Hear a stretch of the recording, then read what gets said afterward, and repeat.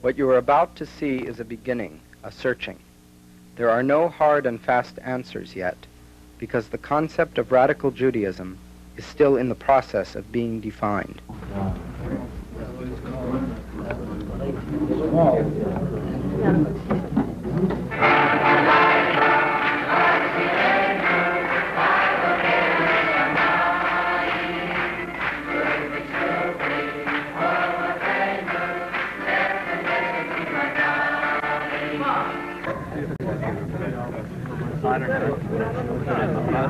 If you get it, tell me, and I'll check the number for you. Do you?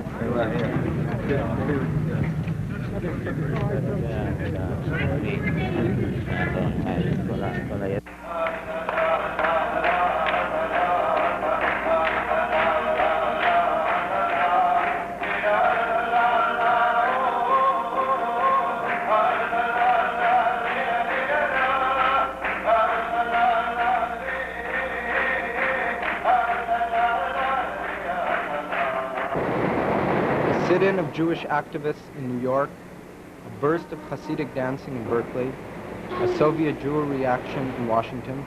What do they have in common? There is a new consciousness and the beginnings of a new movement among Jewish youth in America. The activists are demanding that their community be more Jewish, not less.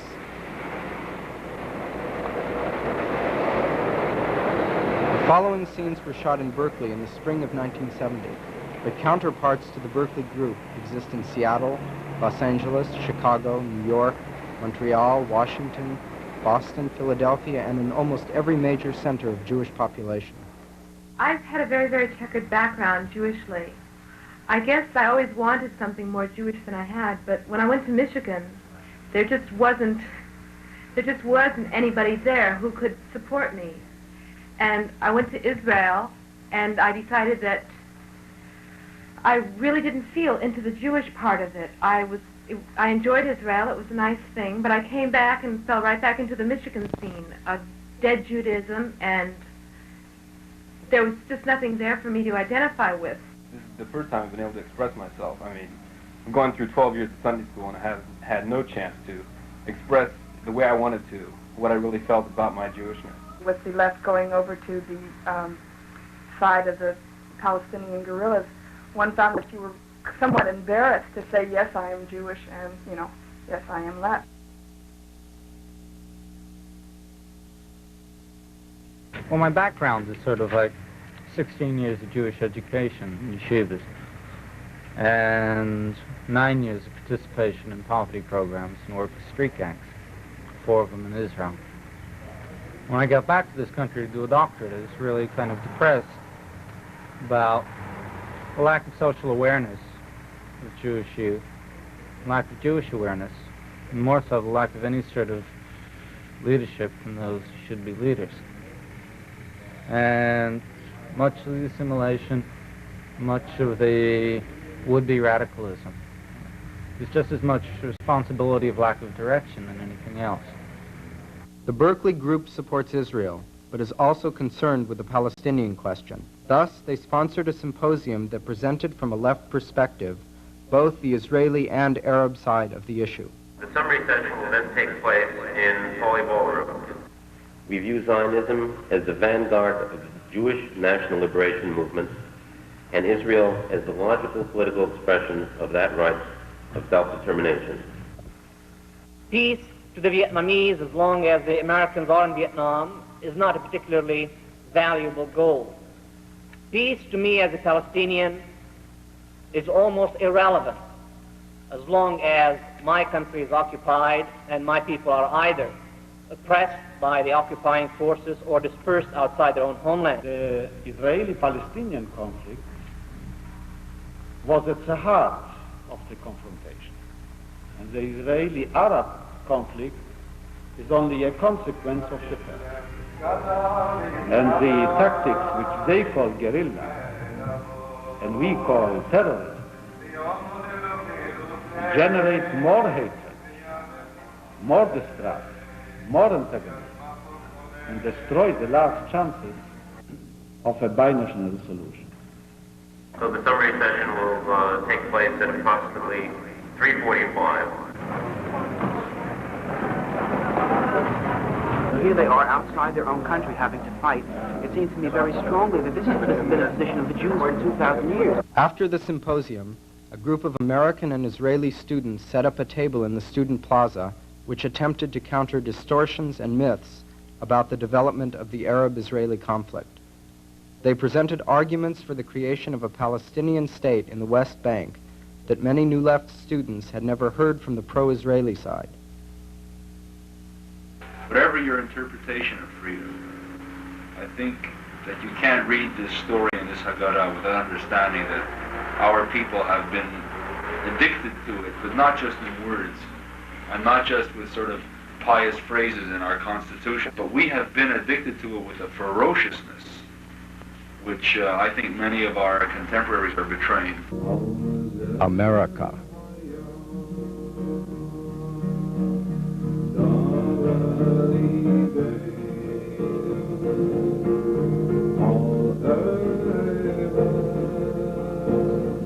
Vietnam.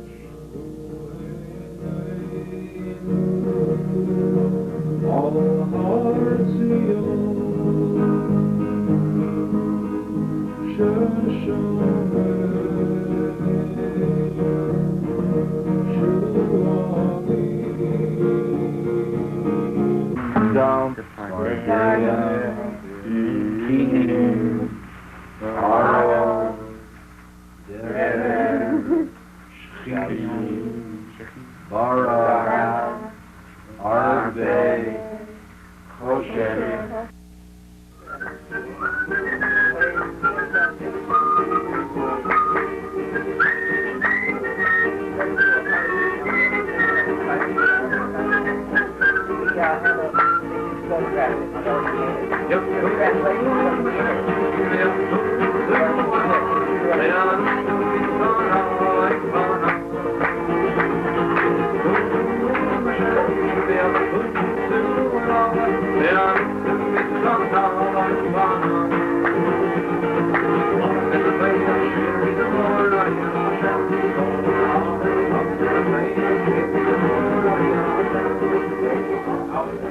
When I came to Berkeley, I met up with the Union Jewish Students, which at that time was one person, Howie Smith.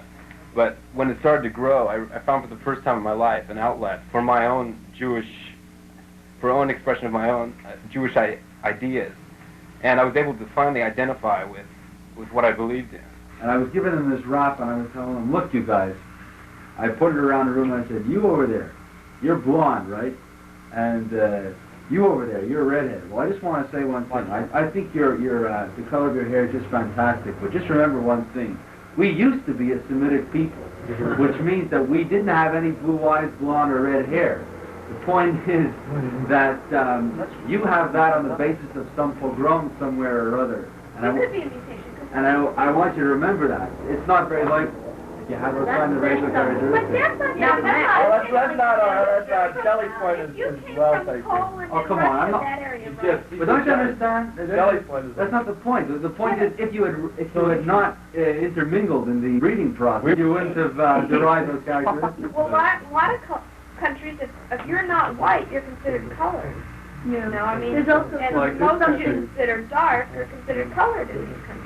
There's also something I was reading that in the time of the shtetl, the Jews were often referred to as Asiatics, and in a very disparaging way.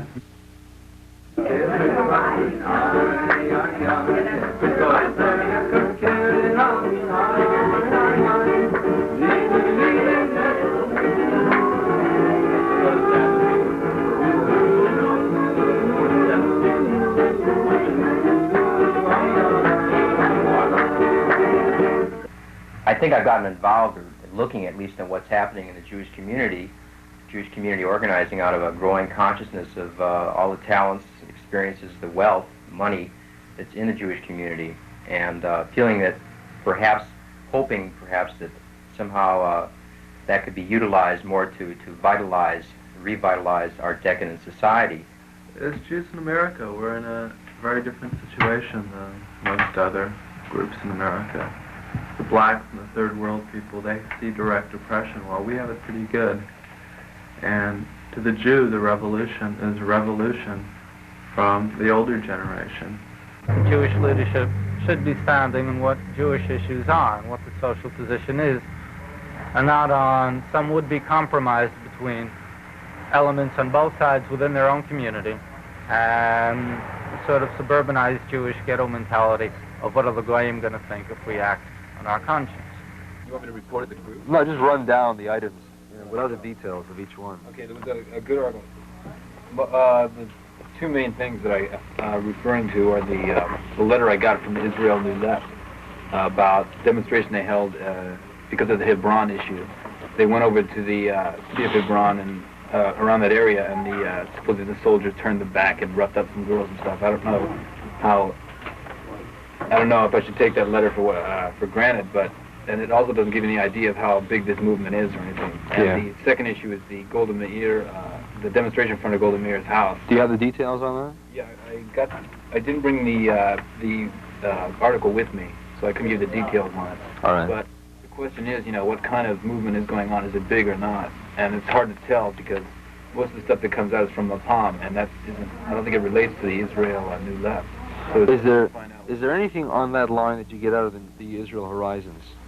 Can you get anything more? Only this week there was a letter signed by 12th graders in Jerusalem. Yeah, what is the quality of that letter? I don't have the content of it, but the letter roughly said the government should do more for peace, and I'm quoting loosely, we, the 12th graders, don't know whether we'll be able to give all that we should give to Tzahal. You see, there's one basic point that has to be made by this issue, and that is that the roots of the Jewish state and the roots of the Yishuv and everything that went into the history of this thing would definitely lead that country, in if not a third world direction, at least definitely a socialist direction. In terms of everything that went into the making and all the idealism that went into the making of the country and the thing that motivated all those people to come there. And the point has to be made that what we're seeing now is just, the symptoms, the surface phenomena of what is really a large body of opinion among the Israeli masses, but which is prevented from manifesting itself by the security situation. This is the way I was raised, to believe that a religious individual accepts the verdict of life. That if, for example, there is destruction, whatever happens, it is with God's will. Es is bashert, it is fated. It took me a long time to discover for myself, because I found that rabbis do not preach this, and seminaries really do not teach it, that this is not the whole of the Jewish tradition. And what seized hold of me, what really made me very proud of the tradition, was a kind of religious audacity, a kind of rebellious passion, a kind of dissent that runs throughout the traditional literature, from the Bible into the prophetic tradition, into the Midrash, into the Talmud, and into contemporary thought. A justification of saying, no, this is wrong, and I am not willing to accept the status quo, whether that status quo is my own personal life or the history of my people, if I feel that it is morally wrong. And I have a right, in fact, I have a moral obligation to fight and to contend against all forms of authority, whether the authority is a priest, Jewish priest, or non-Jewish priest, whether the authority is a king, Jewish king, or non-Jewish king, whether the authority is a teacher, a Talmud Chacham, a so-called sage, a judge, or whether the authority is God.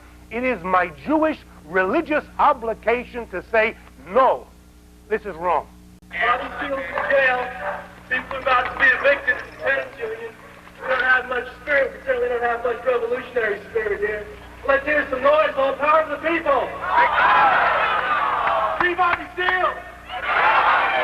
No evictions. No ROTC. More research on campus. And close ORL. Let's get it together. We've got a lot to get together. On strike, shut it down. On strike, shut it down. On strike, shut it down. On strike, shut it down. On strike, shut it down. On strike, shut it down. On strike, shut it down.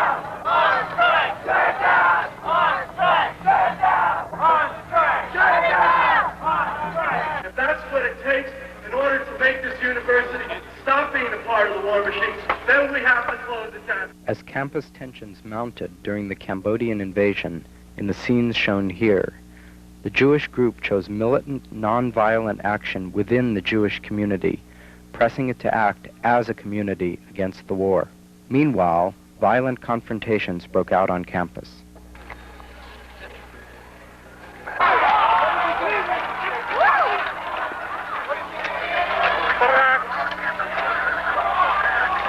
Because it seems to me that events are catching up with us, and that at least in this small community of the ivory tower of the university, maybe we can start to get people ready. There is a Jewish social philosophy that's alive and well, though neglected and sometimes misunderstood. And if you accept it or not, at least understand it first, and you can reject it if you want to. There's an awful lot you can get out of that. We find and show to other people that there still is life in Judaism. I had just about given up.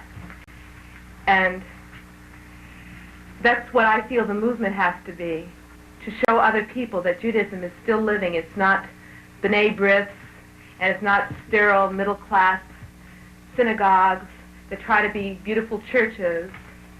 And there's a lot more to the tradition, and there's a lot more to it that is still living and can still live politically, religiously, and just all over spiritually.